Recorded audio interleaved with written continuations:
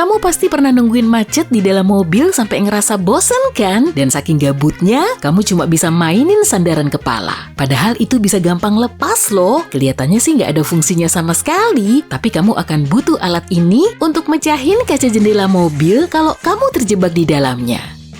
Wadah aluminium foil punya rahasianya sendiri loh. Di kedua sisi wadah, ada bulatan kecil yang bisa kamu tekan. Bentuknya emang simpel banget, tapi lekukan ini bisa menahan gulungan foil di posisinya agar gampang dirobek saat kamu mau memakainya.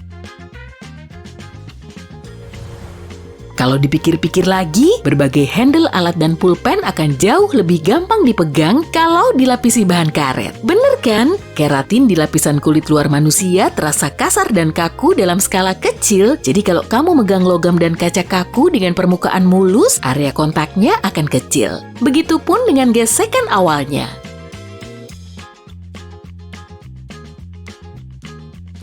Pori-porimu jadi lebih basah sehingga keratin ikut terhidrasi dan lebih lunak. Makanya area kontak perlu waktu beberapa saat agar nilainya sama seperti bahan lunak karet. Indra peraba kita juga mungkin menggunakan mekanisme yang sama saat mau mengidentifikasi objek.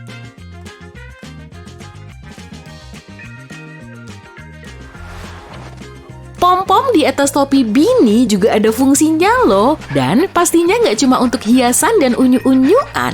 Menurut salah satu teori, para pelaut Prancis memakai topi berpom-pom agar kepala mereka nggak kepentok langit-langit kapal. Terutama saat cuaca buruk. Kalau ombaknya lagi pasang, kepala mereka bisa kejedot langit-langit kapal yang rendah. Jadi pom-pom ini bisa jadi peredam, tapi di zaman now, pom-pom cuma dipakai sebagai aksesoris cantik di topi hangat itu. Laci misterius di bawah ovenmu pasti udah kamu pakai untuk naruh alat masak kan? Boleh-boleh aja sih. Tapi sebetulnya, laci ini dibuat untuk menghangatkan makanan sebelum kamu menyajikannya. Lekukan kecil di bagian bawah lemari dapur nggak bisa dipindahin dan diangkat. Bagian ini juga disebut dengan tukik. Jadi saat kamu masak, sebaiknya jangan berdiri terlalu mepet ke bagian ini. Pintu lemari dapur juga nggak nempel langsung ke lantai agar kakimu nggak gampang kepentok. Lemari di bawah wastafel bukan berfungsi sebagai tempat penyimpanan. Meski kamu bisa aja sih memakainya untuk naruh produk pembersih, celah ini sebetulnya digunakan untuk memberimu akses saat wastafelnya perlu diperbaiki. Setelah ngabisin lollipop, kamu akan bisa ngelihat lubang kecil di bagian atas sticknya. Dan itu bukan peluit, jadi selama proses produksi, sebagian lelehan karamel panas yang tertuang ke cetakan akan merembes ke dalam lubang, kemudian mengeras. Dengan begini, permen akan tetap nempel kuat pada stick. Huruf pada keyboard nggak asal-asalan disusun acak. Dulunya, keyboard versi awal terpasang pada mesin tik dan para juru tik makin lama makin jago ngetik. Saking ngebutnya mereka ngetik, tombolnya banyak yang numpuk kemudian macet. Makanya para produsen harus bikin susunan tombol yang lebih acak agar para pengetik bisa lebih pelan. Mesin tik mereka juga akhirnya nggak keseringan macet.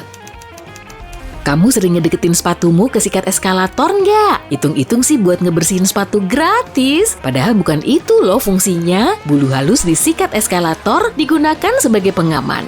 Tas dan pakaian kita bisa nyangkut di eskalator kalau posisi berdiri kita terlalu mepet ke samping. Bulu nilon ini bisa ngecoh otak agar kaki kita menjauh dari pinggir eskalator dan akhirnya bisa mencegah insiden yang nggak diinginkan.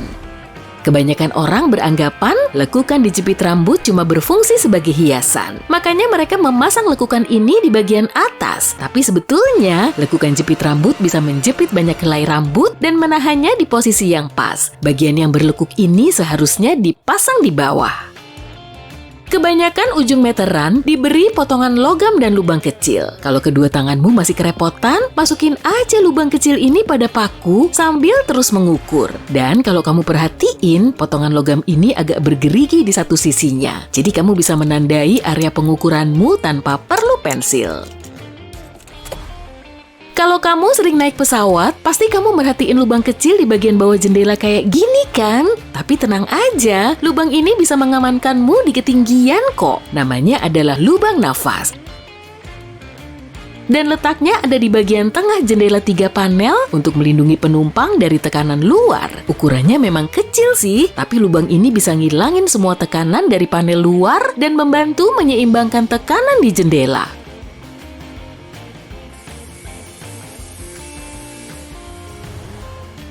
Di bagian tengah botol saus Heinz terdapat cetakan angka 57. Menurut produsennya, cuma 11% orang yang mengetahui angka ini nggak berkaitan dengan label produk. Disitulah kita bisa meletakkan tangan kita saat nuangin sausnya ke piring. Jadi kalau kamu mau ngeluarin sausnya, jangan pukul-pukul bagian bawah botolnya ya. Ketuk aja angka ini. Lekukan di bawah cangkir dibuat untuk mempermudah proses pembersihan di mesin cuci piring. Kalau cangkirnya dibalik, lekukan ini akan mengalirkan air yang terhenti. Sehingga airnya nggak membasahi kakimu saat kamu mau ngambil cangkir. Lekukan ini juga bisa mengalirkan udara sejuk di dasar cangkir, dan saat dipakai untuk naruh air panas, cangkirnya nggak akan retak. Bulatan kecil di dekat kamera iPhone ternyata bukan senter. Sebetulnya itu mikrofon yang bisa menangkap suara sekitar saat kamu ngerekam video dengan kamera belakang. Kalau kamu kebetulan beli kentang goreng di McDonald's, cek bagian kertas yang bisa ditekuk di atas wadah ya. Dengan bantuan kertas ini, kamu bisa menutupi kentang gorengmu agar tetap hangat. Tapi kalau kamu nggak sabaran, tekuk aja bagian kertas ini ke arah berlawanan untuk mengubahnya menjadi piring simpel. Tekuk aja ke arah sini agar piring simpelmu nggak kembali ke bentuk semula dan nyacarin sausnya ke seluruh badanmu.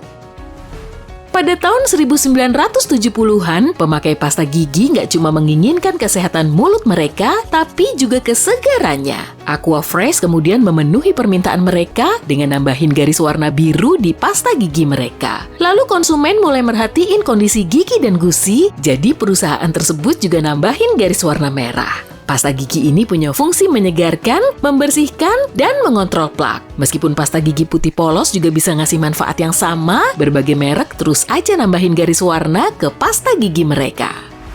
Masih soal pasta gigi nih, kamu pasti pernah ngeliat warna kayak gini di bagian bawah tube pasta gigi kan? Warna ini sebetulnya nggak punya arti khusus, fungsinya cuma untuk mempermudah proses produksi dengan ngasih tahu sensor cahaya di mana posisi ujung tubenya. Dengan cara ini, mesin bisa memotong dan menutup tube secara tepat. Hand sanitizer sangat sering kita jumpai di zaman now. Selain sebagai pembersih tangan, produk ini juga bisa digunakan dengan berbagai cara. Misalnya untuk ngebersihin noda pada baju. Hand sanitizer juga bisa menguraikan tumpahan minyak dan ngebersihin lemak. Kamu juga bisa memakainya sebagai deodoran saat berada di tempat terik. Kebanyakan botol plastik punya lekukan kecil di bagian dasarnya. Lekukan ini disebut dengan dekolak.